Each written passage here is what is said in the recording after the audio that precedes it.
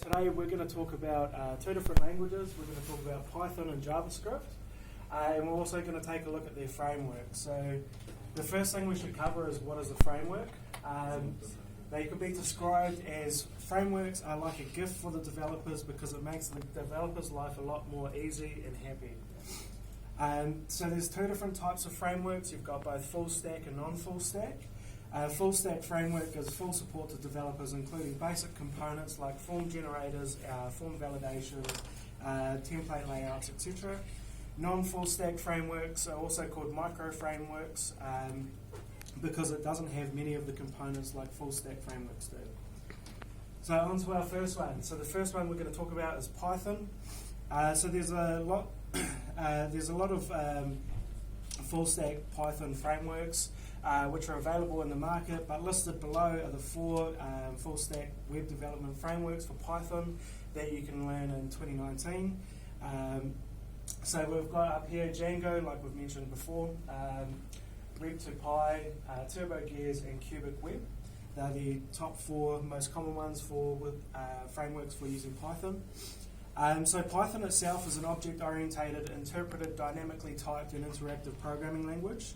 One of the most popular and trending programming languages used by most developers is Python. Python is the backbone tool for a lot of machine learning engineers and data scientists as well. But this popularity is not only confined to a particular domain like machine learning, data science, and AI, but it's also expanding its popularity towards other technology areas like web development, IoT, and many more.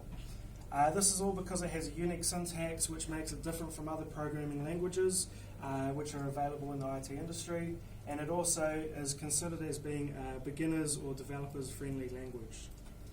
So talking about the most popular framework with Python, that's probably Django. So a couple of cool features about Django is it's ridiculously fast. It was designed to help developers take applications from the beginning to the end as quickly as possible. It's fully loaded and includes dozens of extras you can use to handle common web development tasks. Django takes care of user authentication, content administration, sitemaps, RSS feeds, and many more tasks right out of the box. It's reassuringly secure. It provides security very effectively and helps developers avoid many common security mistakes such as SQL injections, cross-site scripting, cross-site request forgery, and clickjacking. Its users' authentication system provides a secure way to manage user accounts and passwords. It's also exceedingly scalable. Some of the busiest sites on the planet use Django's ability to quickly and flexibly scale to meet the heaviest traffic demands. And last but not least, it's also incredibly versatile. Companies and organizations, governments have used Django to build all sorts of things, from content management systems to social networks to scientific computing platforms. So now I'm going to hand it over and we're going to talk about JavaScript. Hello, good afternoon. Today I'm talking about JavaScript and the framework. JavaScript framework are type of tools that make working with JavaScript easier and smoother. As these frameworks are also make it possible for programmer to code the application as a device responsive. This responsiveness is yet another reason why JavaScript frameworks are quite popular when it's come to the question using high-level machine languages. So JavaScript is like a high-level machine learning language, and they have two most popular framework, that is Angular and React. So when I'm talking about Angular, is one of the most powerful, efficient, and open source JavaScript framework is Angular. This framework is operated by Google and basically implemented to use for developing single page applications. So for most of the single page applications are developed in Angular. So it extends the HTML into the application and interpret the attribute in order to perform data binding. So this one is also used for data binding to HTML. Angular is the platform and framework for building client application in HTML and TypeScript. Angular is written in TypeScript. So TypeScript is also a scripting language, and Angular is written in TypeScript. It implements core and optional functionality as a set of TypeScript libraries that you import into your apps.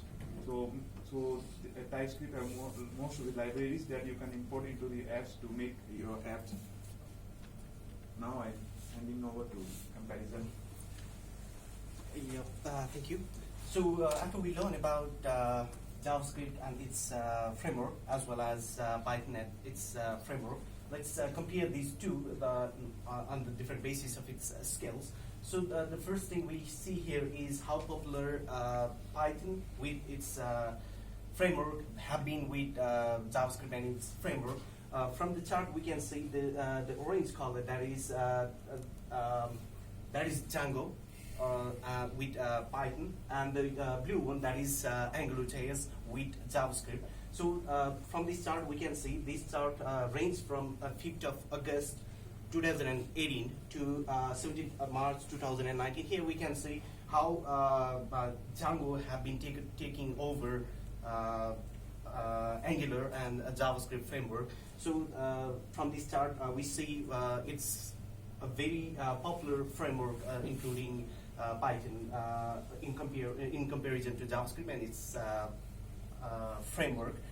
Another one is if we compare with cost effectiveness, both the JavaScript with its frameworks are almost same with Python and its framework.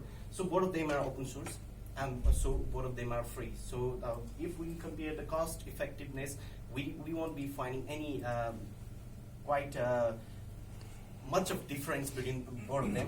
If you compare the maintainability, both of them use the RESTful API, and both of them use the MVC or model view controllers. So in case maintainability as well, we don't find much of a difference between these two programming language and its framework.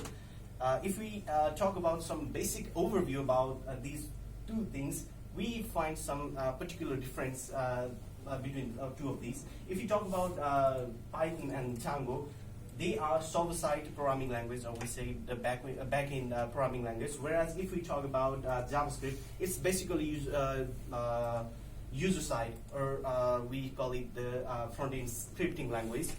And Django and Python, they don't use the two-way or three-way data binding. So that feature is only available in JavaScript and its framework. So it has the two-way or three-way data binding, whereas it doesn't have in Python. And also, it's not very much used. Python and its framework, they are not meant to be using for development of mobile applications and things like that. But JavaScript and Angular, they are quite good when it comes to mobile app development. And Python and Django, they are quite heavy, so runtime would be quite slower than what it comes with JavaScript and its framework. And again, the source code in Python and Django, they are in ASCII, whereas it's in case of JavaScript, it's written in UTF-16 TypeScript. And for Python, if we talk about the perspective of job and career orientation, Python with Django, that would be more popular, and that would be more fruitful for any programmer to learn in perspective of getting the job and career in comparison to JavaScript. Even in recent days, JavaScript and its frameworks, they have been quite popular these days, and earning a lot of job in front-end development as well. But still, when we compare these two, like Python gets the more share of it. And these are the references that we got the content from. Thank you.